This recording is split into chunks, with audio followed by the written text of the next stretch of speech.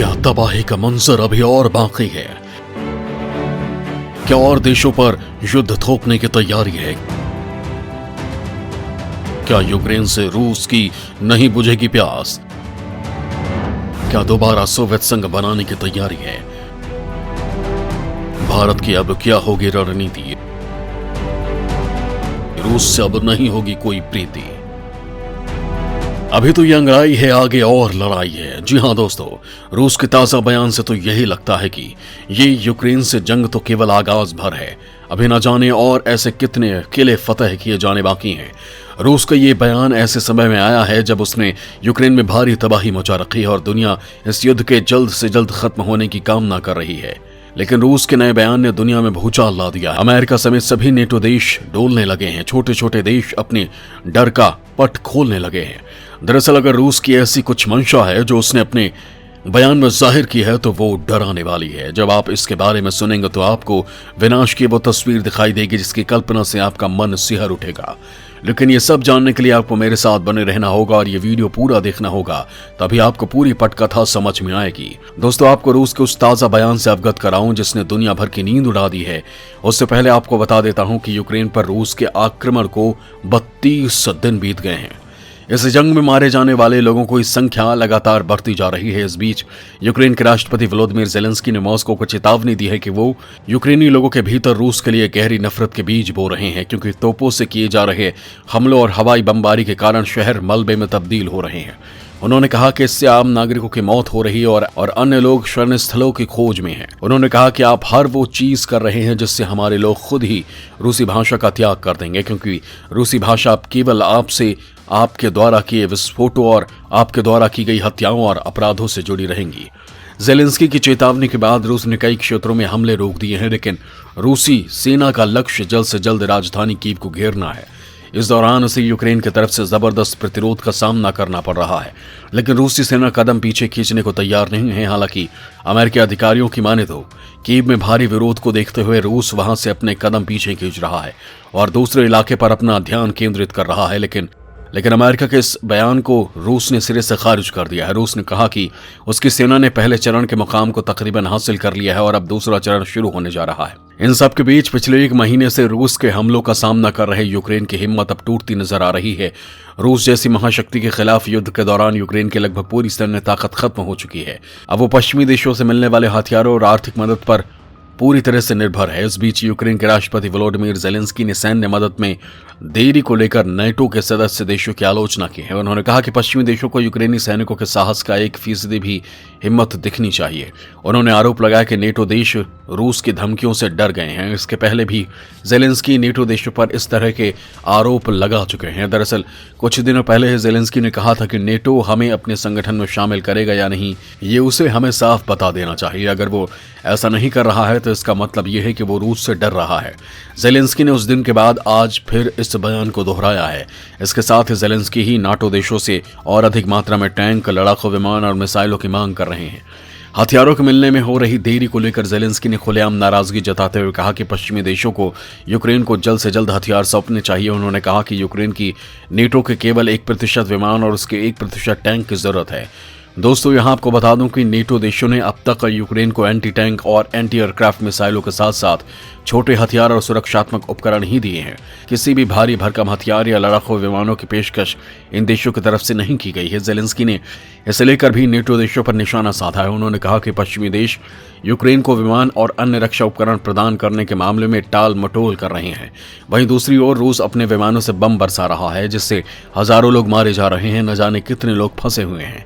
Mariupol शहर की घेराबंदी की ओर इशारा करते हुए उन्होंने कहा कि मैंने मरियोपोल के रक्षकों से बात की है। मैं लगातार उनके संपर्क में हूं। उनके संकल्प, वीरता और दृढ़ता अचंभित करने वाली है, जो विमान और टैंक प्रदान करने के बारे में 31 दिन से सोच रहे हैं। उनमें उनका केवल 1% ही साहस है। दोस्तों, एक तरफ ज़ेलेंस्की युद्ध के लिए पश्चिमी देशों से हथियार मांग रहे हैं तो दूसरी तरफ रूस से शांति की अपील कर रहे हैं। हालांकि अभी तक दोनों पक्षों के बीच हुई वार्ता का कोई सार्थक नतीजा नहीं निकला है। ऐसे में रूस और यूक्रेन के प्रतिनिधिमंडल के बीच अब 28 से 30 मार्च के बीच तुर्की में अगली वार्ता होने वाली है। यूक्रेन के एक वार्ताकार डेविड अरखामिया ने फेसबुक पर इसकी जानकारी दी है। रूस ने भी इस वार्ता की पुष्टि की है। रूस के प्रमुख वार्ताकार व्लादिमीर मेडिंस्की ने कहा कि शांति वार्ता मंगलवार से शुरू होगी और बुधवार को समाप्त होगी। इन सब के बीच तुर्की के राष्ट्रपति रेसेप तैयब एर्दोगन ने कहा कि रूस और यूक्रेन के बीच 6 वार्ता बिंदुओं में से 4 पर सहमति बन गई है। इसमें यूक्रेन का नेटो में शामिल नहीं होना, यूक्रेन में रूसी भाषा का इस्तेमाल, निरस्त्रीकरण और सुरक्षा गारंटी शामिल है। हालांकि यूक्रेन के विदेश मंत्री दिमित्रो कुलेबा ने इसका खंडन किया है। उन्होंने कहा कि रूस के साथ प्रमुख बिंदुओं पर कोई सहमति नहीं बनी है।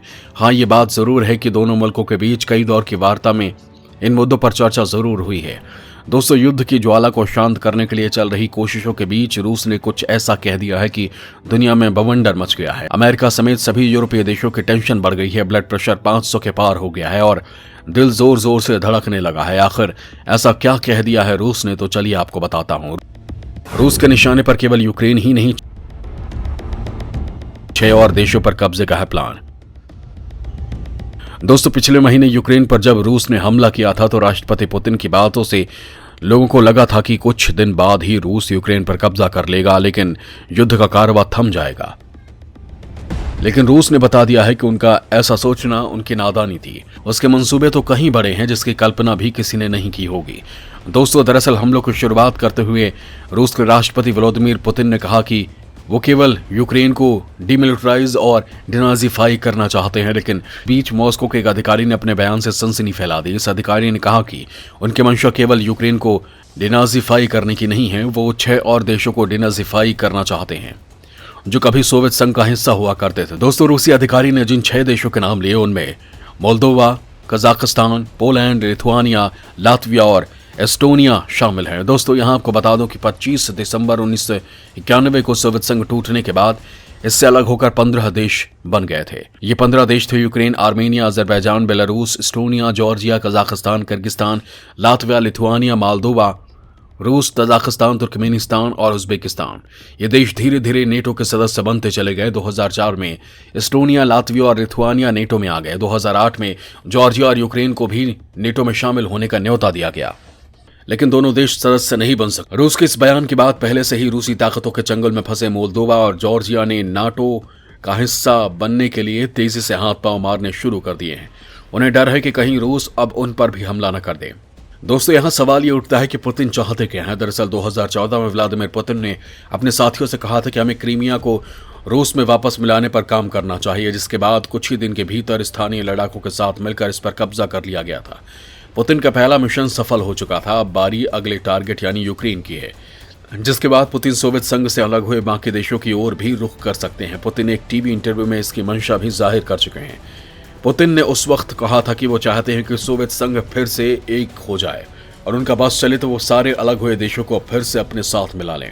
अब जब यूक्रेन युद्ध के समय रूस का ऐसा बयान आया है तो सबकी नींद उड़ गई है। अमेरिका और दूसरे पश्चिमी यूरोपीय देशों को समझ में नहीं आ रहा कि रूस के इस बढ़ते कदम को कैसे रोका जाए। दरअसल अगर रूस यूक्रेन के बाद सोवियत संघ से अलग हुए कुछ देशों पर हमला कर देता है तो विश्व युद्ध होना तय है, क्योंकि अमेरिका ने पहले ही कह डाला था कि नेटो देश अपनी 1 इंच जमीन के लिए भी लड़ेंगे।